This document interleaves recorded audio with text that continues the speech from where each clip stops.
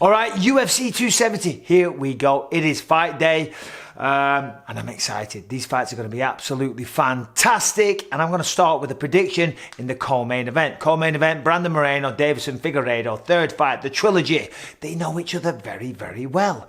First fight, very close. It was a draw because Figueiredo had a point deducted. Second fight, Moreno came out there, devastated him, beat him to the punch, beat him to the takedown, beat him to the submission, beat him down in every single way, okay? Dominating performance for Brandon Moreno, embarrassing loss for Deiveson Figueiredo. Now, what goes down? Who do I think you should put your money on? Well, I am doing a big U-turn. I thought that Brandon Moreno was going to get the job done. After that sensational performance that he put on last time, I thought he's just one step ahead. He's just a better guy. But I failed to factor in certain things, and Deiveson Figueiredo yesterday said them. If you saw my video yesterday about the press conference, you know what I'm talking about. He said the first fight had the point deduction and he felt a bit sick. And I remember at the time there was that talk of him being a little sick going into that fight, but he had the point deduction. If the point deduction wasn't taken, if the point deduction wasn't deducted, he would have won the fight. But however, he did knee him in the nuts, punch him in the nuts, kick him in the nuts several times. If you're cracking somebody in the nuts, it's illegal.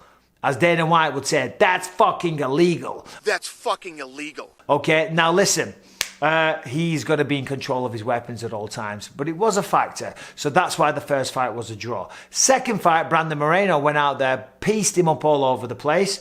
But Figueiredo says that he had a really, really, really bad weight cut and that affected his performance. Not making excuses for Figueiredo, but it is a factor. And it's a factor that Figueiredo is only accountable for because that's his fault. If you fail to prepare, you're preparing to fail, as the old cliche adage goes. But it's true, you know. He fucked up in his preparation, you know, and he lost the fight because of it, okay? That doesn't take away from Moreno's fight, but it does give you another lens to look at what will happen in the third fight.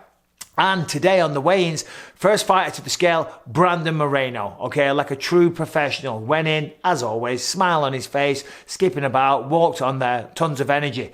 Guess who was hot on his heels? Deiveson Figueiredo, the second person of the morning to weigh in. He went out there, again, he looked like $1 million.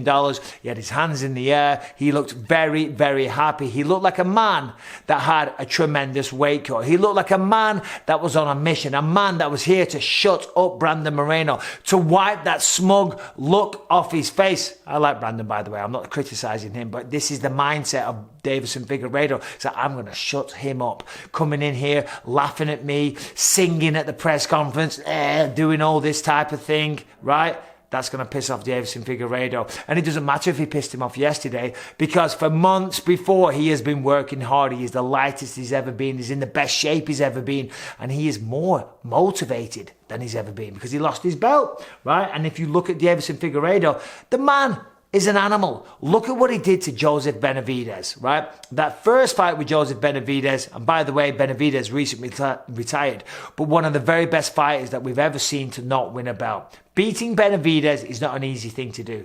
And in that first fight, I commentated that, yes, there was a clash of heads that ended it, but there was a couple of big shots that sat Benavidez down. Then they had a rematch, and sadly, I love Joe B. But again, Deiveson Figueiredo was a bad man. He was nasty, right? And he has big knockout power for such a little guy. He's got great jiu-jitsu. He's got fantastic wrestling. He just didn't show up in the last fight against Brandon Moreno because he had a shitty weight cut. Okay? Yeah, listen, if you're going to go to betonline.ag and put your money where your mouth is, put your money on Deiveson Figueiredo. I feel like he's going to come out here and he's going to prove a point. Brandon Moreno's no walk in the park, but Deiveson Figueiredo has just got too much motivation. He's got too much power, and he is a nasty little shit. And I mean that in the best way possible. I believe Deiveson Figueiredo goes out there, gets a stoppage in rounds 2 or 3. And then we're going to see a quadrilogy. It's not a real word, but we're going to see the fourth fight. Now, main event, the big one, quite literally.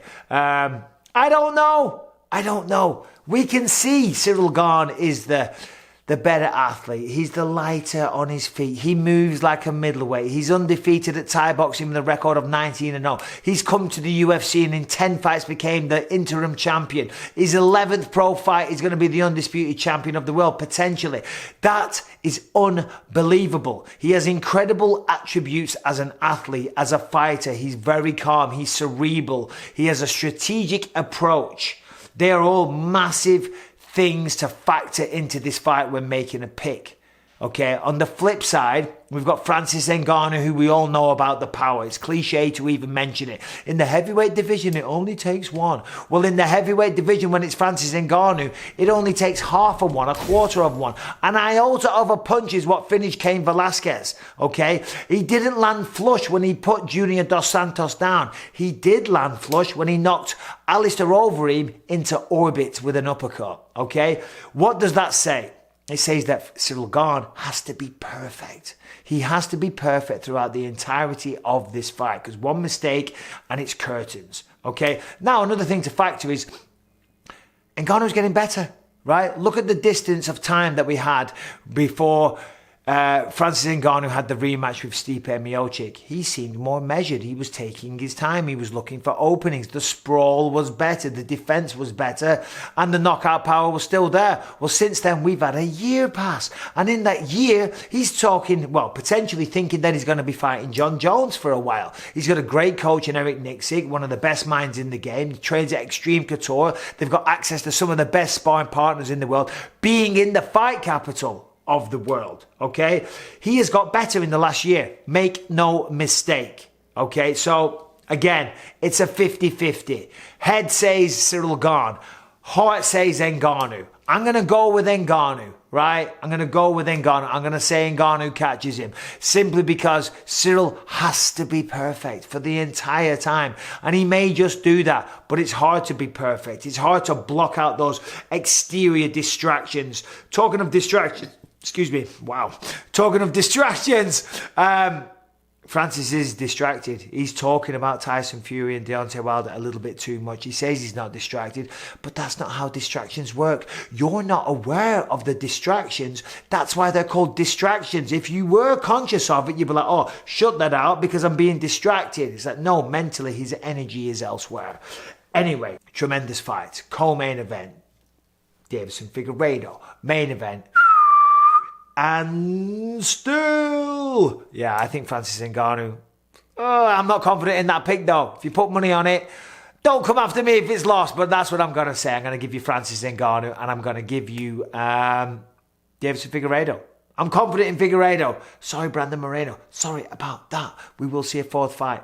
Anyway, guys, enjoy the fights. I'm heading over there in just a second. I'm covering them for ESPN. I'll be on the pre-fight show, the post-fight show. I'll be on ABC. I'll be doing a bunch of hits. So if you've got ESPN and you're watching, keep an eye out for me. Wave, say hi. If you're at home and you're enjoying those fights, have a beer for me. Hope you love them. Hope the fights all deliver. Have a fantastic weekend. And I'll be back pretty soon. Oh, subscribe. Ring the bell. You know that. Take it easy.